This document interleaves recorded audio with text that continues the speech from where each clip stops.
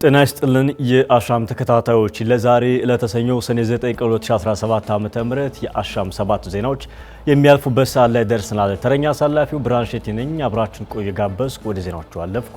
በቅድሚያም ርዕሰ ጉዳዮችን አስቀድሙ። ብድርና መሬት ለኢንቨስትመንት ወስደው ያልመለሱና የተሰወሩ ግለሰቦች በወንጀል ተጠያቂ እንዲደረጉ ምክር ቤቱ አሳሰበ። በዛሬው ዕለት የኃይል አቅርቦት የሚቋረጥባቸው አካባቢዎች ይፋ ተደረጉ። የ11 ወራት የሥራ አፈጻጸሜ ስኬታማ ነበር ሲል የቱሪዝም ሚኒስቴር ገለጸ።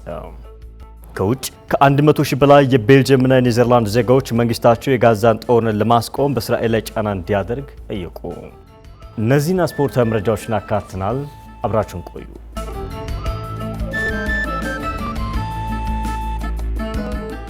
ብድርና መሬት ለኢንቨስትመንት ወስደው ያልመለሱና የተሰወሩ ግለሰቦች በወንጀል እንዲጠየቁ ምክር ቤቱ አሳሰበ። በሕዝብ ተወካዮች ምክር ቤት የመንግስት ልማት ድርጅቶች ቋሚ ኮሚቴ በጋምቤላ ክልል ባደረገው ምልከታ በክልሉ ለኢንቨስትመንት ስራ ብድር ከጋምቤላ ዲስትሪክት ልማት ባንክ ገንዘብ እንዲሁም መሬት ወስደው ብድሩን ያልመለሱ ኢንቨስተሮች ገንዘቡ የሚስኪኑ ሕዝብ የመንግስትና የክልሉ ስለሆነ ገንዘብ ተበድረው የተሰወሩና ከተማ ሸሽተው የተቀመጡ ግለሰቦች ተጠያቂ ሊደረጉ ይገባ ሲሉ ያሳሰቡት የመንግስት ልማት ድርጅቶች ጉዳዮች ቋሚ ኮሚቴ ሰብሳቢ መለሰ መና ናቸው። በክልሉ ለልማት መሬትና ብድር የሚወስዱ ኢንቨስተሮች ህጉን ተከትለው የማይመልሱ ከሆነ ፍትህ እንዲሰፍን ከዲስትሪክት ልማት ባንኩና ከዋናው ልማት ባንክ ጋር መረጃዎችን በማደራጀት ከሚመለከታቸው ካሏቸው የክልሉ የፍትህና ጸጥታ አካላት ጋር በመናበብ ወንጀሎችን ለፍርድ በማቅረብ ተጠያቂ ማድረግ ስራን በትኩረት እንዲሰሩም ጠይቀዋል። በተቃራኒው ብድርና መሬት ወስደው እያለሙና ብድራቸውን እየከፈሉ የሚገኙ ደግሞ በቋሚ ኮሚቴው ሊመሰገኑ ሊበረታቱ ይገባል ሲል በቋሚ ኮሚቴው ተሞካሽተዋል። ቋሚ ኮሚቴው በክልሉ በጎግ ወረዳ የሚገኙትን የእርሻ ልማቶች ላይ የተዘሩትን የበቆሎ፣ የሰሊጥ እንዲሁም የበርበሬ ችግኝና በመጋዘን ላይ የተከማቸው የሰሊጥ፣ የበቆሎ እንዲሁም የማሾ ምርቶች ላይ ምልከታ ማድረጉን አሻም ከሕዝብ ተወካዮች ምክር ቤት ያገኘችው መረጃ ያመለክታል።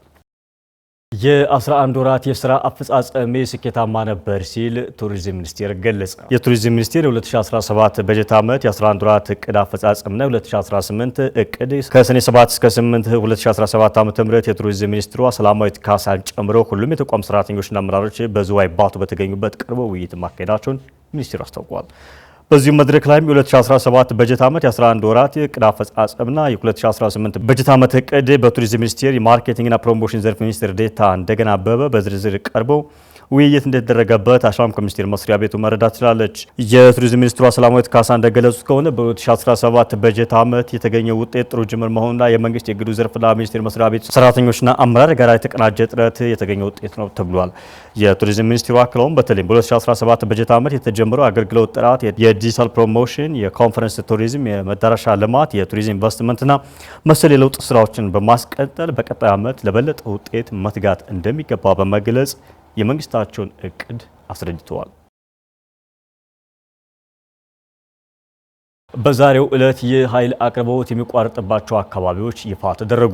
የኢትዮጵያ ኤሌክትሪክ አገልግሎት ዛሬ ሰኔ 9 ቀን 2017 ዓ.ም ከጠዋቱ 2 ሰዓት ተኩል እስከ ቀኑ 9 ሰዓት ተኩል በአዲስ አበባና አሸገር ከተሞች የቅድመ ጥገና ስራ ለማከናወን በእቅድ የኃይል አቅርቦት የሚቋረጥባቸው አካባቢዎች ይፋ አድርጓል። በዚሁ መሰረትም ለጋሃር፣ ቤትዛታ፣ ኦሮሚያ ባህል ማዕከል ጀርባ፣ ጊዮን ሆቴል፣ እስጢፋኖስ፣ ንፋስ ስልክ መምሪያ፣ ፔፕሲ፣ ቄራ፣ አርባ ምንጭ አሳፍ፣ አፏት ክትፎ፣ ጨርቆስ ቴሌ፣ እውቀት፣ ፋና ትምህርት ቤት እንደሆኑ ገልጿል። በተጨማሪም አገልግሎቱ አቃቂ ስቴዲየም፣ መኮድ ብሔራዊ ትምህርት ቤት ጀርባ፣ ደሴ ሆቴል አካባቢ፣ ደቡብ አፍሪካ ኤምባሲ አካባቢ፣ ኢፋርም አካባቢ፣ ጽዮን ሆቴል፣ ሰሜን ማዘጋጃ፣ 6 ቁጥር ማዞሪያ፣ መርሃቤቴ አካባቢ፣ በላይ ዘለቀ ትምህርት ቤት አካባቢ፣ ድልበር እንዲሁም አውሊያ፣ ከኦጄጄ፣ አቡነ ሀብተ ማርያም፣ አስኮ፣ ጨረታ፣ ዊንጌት፣ ድሬ ቆዳ፣ ጊዮን፣ በረኪና፣ ሾሌ ሰፈር፣ ጀሞ 2፣ የስ ውሃ፣ አለምገና፣ ማርስ ብስኮት፣ ጀሞ 3 በከፊል፣ ፋና ውሃ፣ አርኪ ውሃ፣ ሱሉልታ፣ ለገዲማ፣ ጫንጮ፣ ለገጣፎ፣ ዲሲ፣ ኮሶሮ፣ ኖህ አደባባይ፣ ካፒታል ሲሚንቶ፣ ኮካ ማዞሪያ፣ ፍተሻ፣ እንጦጦ ማርያም፣ ሽሮ ሜዳ፣ ስፔስ ሳይንስ፣ ሽንቁር ሚካኤል፣ አካኮ፣ ገብርኤል፣ ቡራዩ፣ ድሬ፣ ኬላ፣ መናገሻ መሆናቸውን ይፋ ማድረጉን አሻም ከአገልግሎቱ ያገኘችው መረጃ ይጠቁማል። የሀገር ውስጥ ምርትን በማበረታታት ከውጭ የሚገቡ ምርቶችን ማስቀረት ይገባል ተባለ። የግብርና ሚኒስትር አማካሪ ዜና ሀብተወልድ ኢትዮጵያ የማይበገርና ዘላቂነት ያለው ግብርናና የምግብ ስርዓት ለመገንባት የተለያዩ ኢኒሼቲቮችን በመቅረጽ እየሰራች ነው ብለዋል። ለአብነትም በስንዴ ልማት፣ በሌማት ትሩፋት፣ በሩዝ ምርት፣ በአረንጓዴ አሻራ፣ አየር ንብረት ለውጥ መከላከልና በሌሎች ኢኒሼቲቮች አበረታች ውጤት መመዝገቡን አስተዋል። የግብርና ዘርፍ ለኢኮኖሚ እድገት የአንበሳውን ድርሻ እንደሚይዝ ጠቁመው ለዚህም መንግስት ለዘርፉ ልዩ ትኩረት በመስጠት እየሰራ እንደሚገኝ መናገራቸውን አሻም ከግብርና ሚኒስቴር ያገኘችው መረጃ ይጠቁማል። አሁን ላይ ኢትዮጵያ የስንዴ ምርታማነትን በማሳደግ ሀገራዊ ፍጆታዋን በሀገር ውስጥ ምርት በመሸፈን ከውጭ የሚገባውን ማስቀረቷን አስረድተዋል። በቀጣይ በስንዴ የተገኘውን ውጤታማነት በሩዝ ምርትና በሌሎች ለመድገም በትብብር እንደሚሰራ ነው ያስገነዘቡት።